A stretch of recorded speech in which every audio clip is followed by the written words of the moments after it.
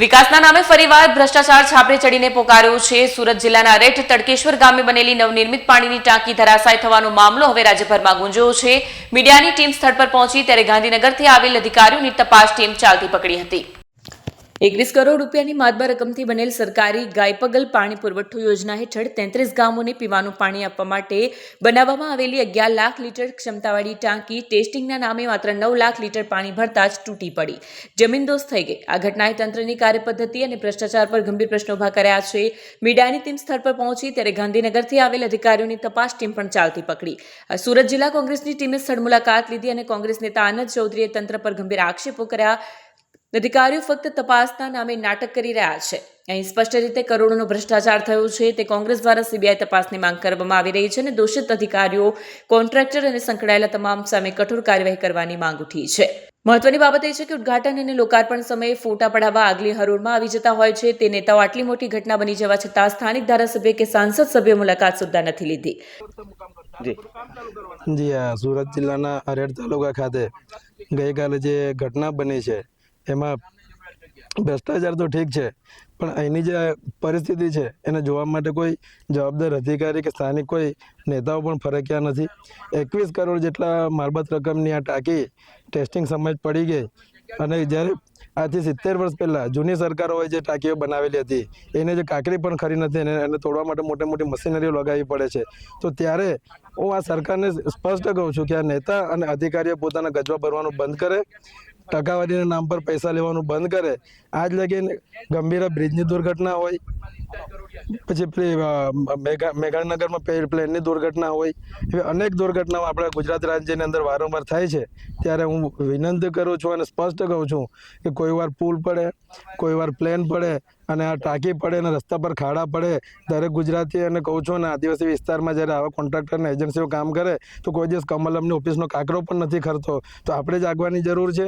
આપણા ટેક્સના પૈસા અહીંયા બરબાદ થાય છે અને એનકેન પ્રમાણે સરકારને દબાણમાં લાવીને પ્રજાએ જાગીને જોઈએ તો સમય આવે તો સરકારને પણ બદલવું પડશે અને નિષ્પક્ષ તપાસ કરીને કોઈ નાના અધિકારીને ભોગ ના લઈને તમામ જે સ્પષ્ટ તપાસ કરીને રાતોરાત જે ખોટી રીતે સરિયાને સ્થાનિકોની જે ફરિયાદો હતી, સિમેન્ટ પણ વેચાણ થાય છે, સ્થાનિકોએ અગાઉ પણ ફરિયાદ કરી હતી। 2011-12માં પણ જ્યારે 256 કરોડની આ કેનાલ બની હતી કાકરાપારની જમણા કાંઠાની, ત્યારે પણ અમે અનેક રજૂઆત કરી હતી। નળ સે જલ યોજના હોય, આદિવાસી વિસ્તારમાં પાણી પહોંચાડવાની અનેક યોજનાઓ, માત્ર ને માત્ર ભ્રષ્ટાચાર સિવાય કશું નથી થયું। કોઈ પણ આદિવાસીના ઘરે કોઈના ઘરે નળ પહોંચ્યો તો કોઈના ઘરે પાણી નથી પહોંચ્યું, કોઈના ઘરે પાઇપ નથી પહોંચ્યો। તો ખાલી માત્ર ને માત્ર કાગળ પર જે યોજનાઓ બનાવવામાં આવી છે અને ભ્રષ્ટાચાર ઉપર ભ્રષ્ટાચાર થાય છે। એટલે ટકાવારી સિસ્ટમ જ્યાં સુધી નહીં નીકળે ત્યાં સુધી આ ભ્રષ્ટાચારનું જળ નહીં ખતમ થાય। એટલે સીધા જે ટકાવારીને અધિકારીઓ અને નેતાઓ લે છે એ બંધ કરે અને આપણે ભારત દેશ અને આપણા રાજ્યની ચિંતા કરીને પ્રજાના ટેક્સના પૈસાનું યોગ્ય જગ્યાએ વપરાય એવી અમે અપેક્ષા રાખીએ છીએ। જી સાહેબ, આજે સ્થળ મુલાકાત લીધી છે, કઈ રીતની તમારા તરફથી રજૂઆત રહેશે તંત્રને? જે રીતે ગઈકાલે 21 કરોડની માતબર રકમની નિર્મળાધીન ટાંકી ધરાશાયી થઈ છે અને 33 ગામના લોકોની આશા પર પાણી ફરી વળ્યું છે, ત્યારે માનનીય સી આર પટેલ સિંચાઈ મંત્રી બન્યા અને તરત ખાતમુહૂર્ત થયેલું અને હંમેશા એમનો સિલસિલો રહે છે ને અમે વારંવાર રજૂઆત દરેક ક્ષેત્રે કરીએ છીએ અને કોન્ટ્રાક્ટરો પણ ફરિયાદ કરે છે કે જ્યાં સુધી 40% રકમ કમલમમાં નહીં પહોંચે ત્યાં સુધી વર્ક ઓર્ડર મળતો નથી। તો આ એનો પુરાવો છે। 21 કરોડ કોના ભાગે અને ગાંધીનગર સુધી કોને પહોંચ્યા એ હવે તપાસનો વિષય છે।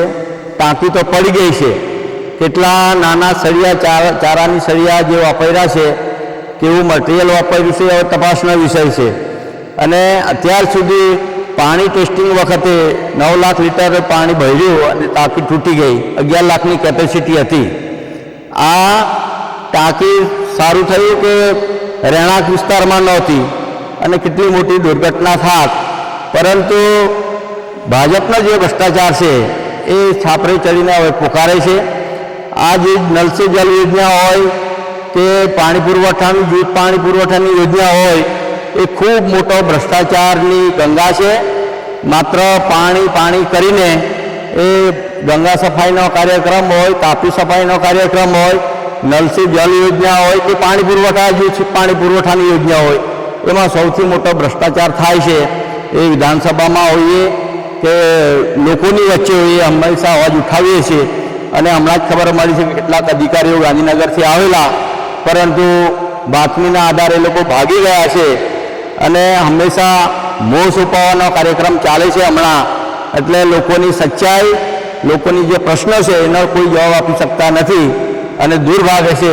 પરંતુ અમે જનતાની સાથે છે ને જનતાનો અવાજ ઉઠાવતા રહીશું. Bureau report, Satya TV news, Surat.